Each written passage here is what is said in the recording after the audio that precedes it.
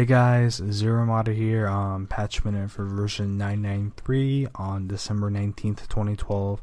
A lot of stuff to talk about, a lot of exciting new content was added today in the maintenance, so I'm just going to go ahead, dig right into it. First off is new maps. We have two new maps, DK and Trench.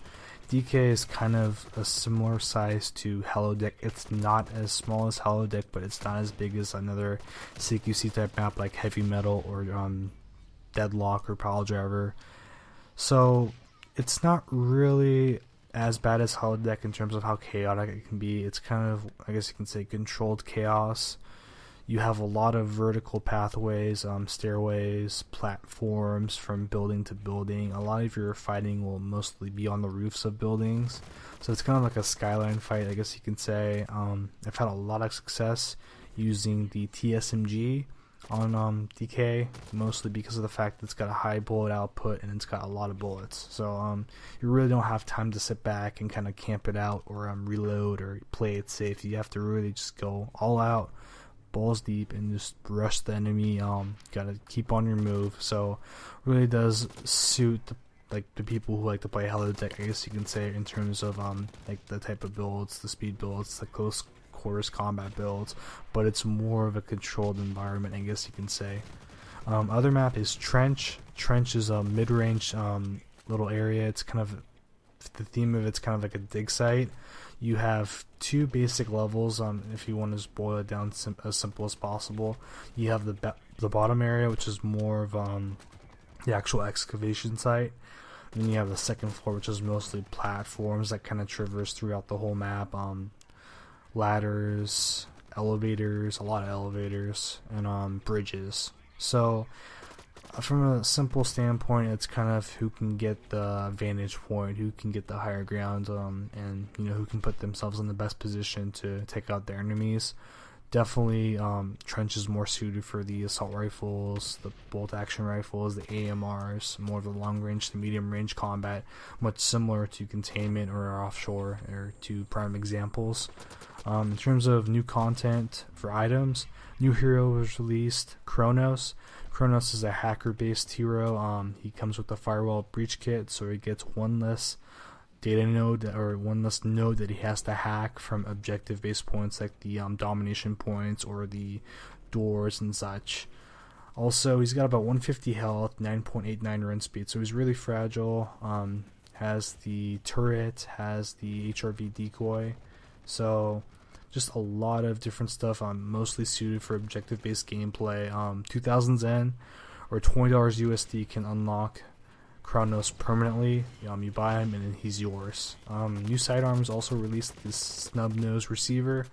This thing is pretty much a beast. It packs a lot of punch. More of a close range weapon, even though it's kind of a pistol.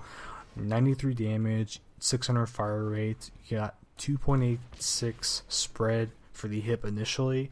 That blooms out to about 11.46 final spread for the hip. So you really want to kind of get as close as you can to your target, because the gun will bloom significantly as longer and as farther that you are from the target as possible. So just keep that in mind. You can probably take out a target in about 2 or 3 well aimed shots. So it's really a nice receiver, especially considering the fact that the machine pistol got nerfed, and I'll kind of get into that in a little bit later on.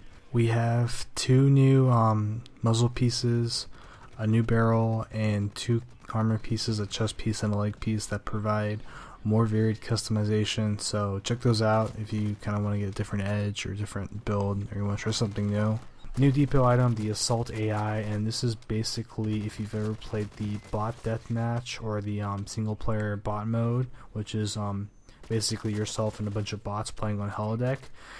The Assault AI depot item basically summons one of those Assault AI bots from the Holodeck bot mode. So it's pretty much just a carbon copy of one of those. It's similar to a hard suit item in the depot.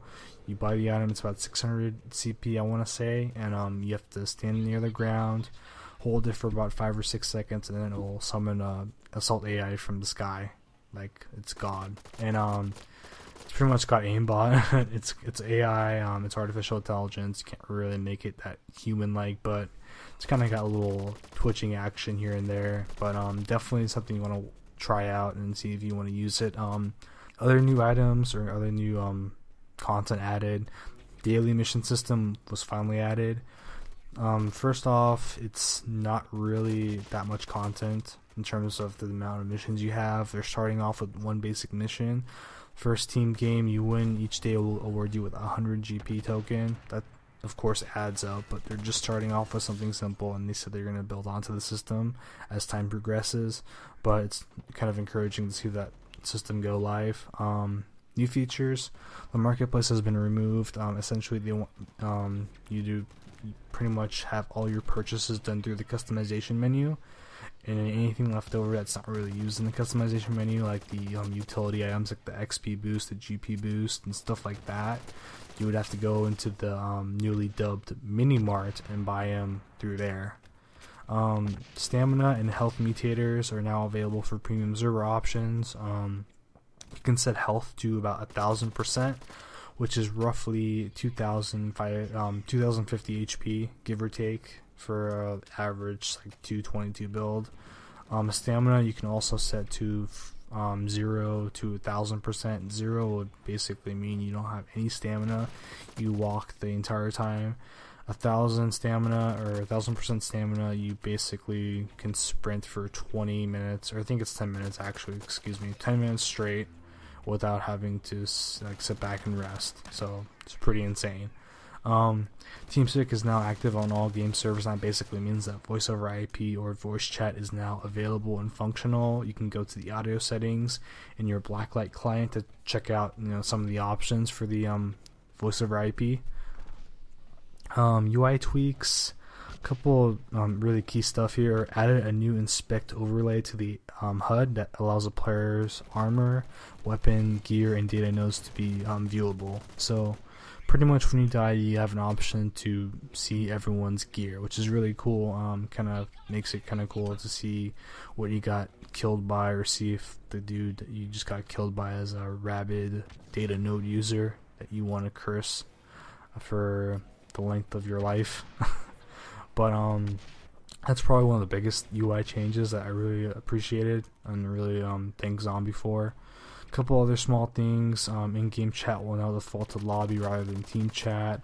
Added a spectate option for the players to pause the spectate mode. Clicking it will jump directly to that player and continue to spectate them even if they die and respawn. So you can basically follow people in spectator mode now.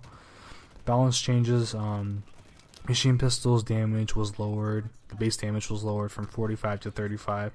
10-point deduction. The exploding tomahawk can no longer be detonated while in midair. It has to hit a contact surface before it can detonate it. And the bolt action rifle's accuracy has been reduced slightly at higher damage values. So if you have a higher damage bolt action rifle, you're going to have a little bit of issue having a consistent shot when you're shooting from the bolt action rifle. Also, cocking time will increase with respect to recoil. So the more recoil you have, the more time it will take in between bullets to kind of reset. Bug fixes in terms of UI: crosshairs no longer show up in the HUD for spectators after editing gameplay settings. Burstfire SMG presets now have the correct icon. Clicking the new section of the social menu while it is already open will now properly close the social menu. Gameplay settings or gameplay bug fixes: fixing the issue with the depot selection not updating properly if scrolled too quickly. That was kind of a pain in the butt, so glad that was addressed. XP is no longer capped at 3,000 for siege games. The exploding tomahawk will now properly deal damage when detonated on a ceiling. And that's pretty much it for a general rundown of the patch notes. There's a lot of other cool stuff going on. Check your emails. PWE probably emailed you a code and you can get a free helmet from that. And they're also doing an event where if you log in every day for 1 week straight, you will get a free glowing helmet, which I don't know what that is. I haven't seen screenshots of it yet, but that sounds really cool. And then lastly, you will also get a free camo, a temporary camo. I think it's like a 3-day camo as a gift every time you log in. So there's an incentive to kind of play with Blacklight for the past or the upcoming week, I guess you can say. But that's pretty much it for the patch minutes. If you have any questions or anything else you want to talk about, feel free to leave it down below. And thanks for watching as always, guys. Appreciate it.